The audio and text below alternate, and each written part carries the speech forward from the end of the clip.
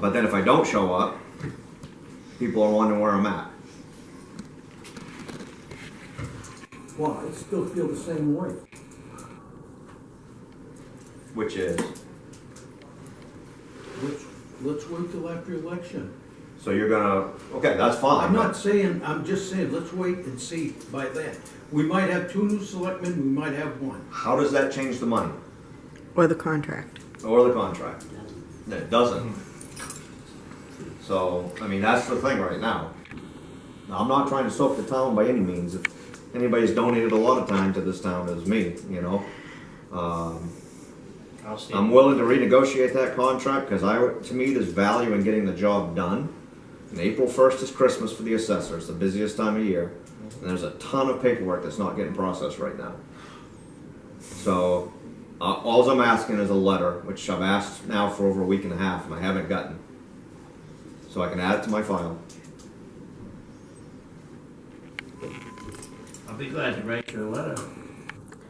It's gonna have to say that you have 1 selectman in favor and the other one saying no. And I don't understand what you're basing, what you're saying that you don't have the money, Paul. I never said money. That's what you told me. And I said we're gonna be light on money.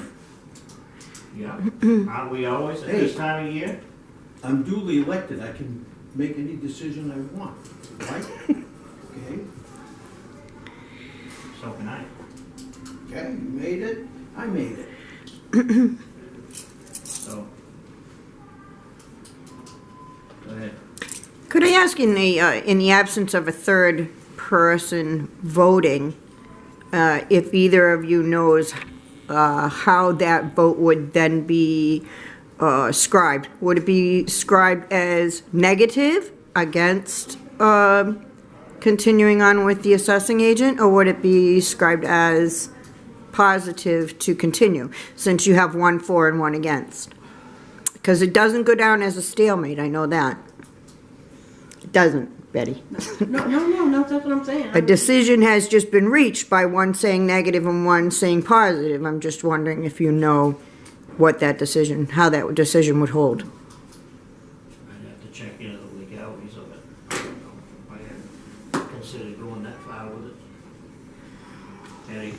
Yes, I'd just like to say that I think that part of the problem is there's a legal contract here That's right. that is enforced and enforceable. That's right. And without enforcing that contract, we are in violation of that contract. That's right. So, I mean, for 2 weeks, a week from tomorrow, you're gonna know who, when, and what.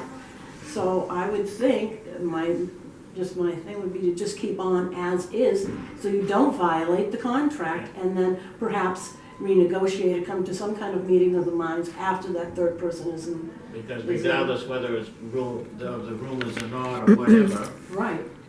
the money is available, although it's not as much as it was. Right. But the contract's enforceable. And it's available because there's a person that's not working at a job now, they retired. So that allowed us to, by splitting that money in 3 ways, it allowed us to keep on going with this office. But now all of a sudden we've got somebody that doesn't I mean, I just want think to do that. that it's not good for us to say, well, we're not gonna uphold the contract for 2 weeks. That doesn't sound nice. It sounds like somebody's got the election figured a certain way. You think? I'm sorry, but it does to me. I can't comment any further on that. Go ahead. Could I ask you, Royce, if you might motion publicly on the video to uphold that contract for 2 weeks or 3 weeks until you can get a third selectman in here and see if Selectman Nadeau would agree to that motion? I would appreciate it. You want a date? What do you mean a date? I'm asking if Selectman Heath will make a motion to continue with the contract as written until such a time as there's a 3-member board to make a decision whether to break that contract or not break that contract. Selectman Heath cannot place a date on that because he may or may not be here. But he can place on that motion to have it reviewed after there's a 3-member board. And that way it would continue now for the next 2 weeks or 3 weeks until you have a seated 3-member board, and then it can be brought up for discussion again.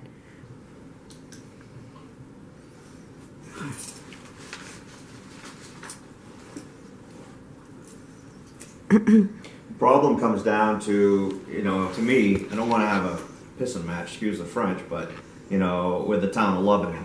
This is my town. I put my blood, sweat, and tears into this place, that's for sure. And, I just want to, I don't want to be in violation of the contract by not being here because someone's playing games is how I'm really looking at it. I feel like you're playing games, Paul. No, I'm not playing. I feel like you are. No, I'm not. And because I've thrown, just for the public's knowledge as well, and you guys know this, I have thrown out there to renegotiate that contract as a fixed rate for the rest of the year. And what I threw on the table was $2,500, and that was 2 weeks ago. For a fixed rate for the rest of the year. And that could be 100 hours a week, that could be 40 hours a week, and there's a lot to do. And I guess I just don't understand because I'm not getting an answer from you. Or at least not a reason behind the answer. It doesn't make any sense. Well, one thing, I didn't know what you were talking about because you made a deal with him. Didn't make any deal with him. I got your signature on paper. On the changing the, what'd you tell me he was gonna take off? There was no deal made. Well, no, I don't mean told the deal, you, I mean you told talked. you what Ben has just repeated, that What'd he you had tell me offered he to was do gonna it. take off? Per hour.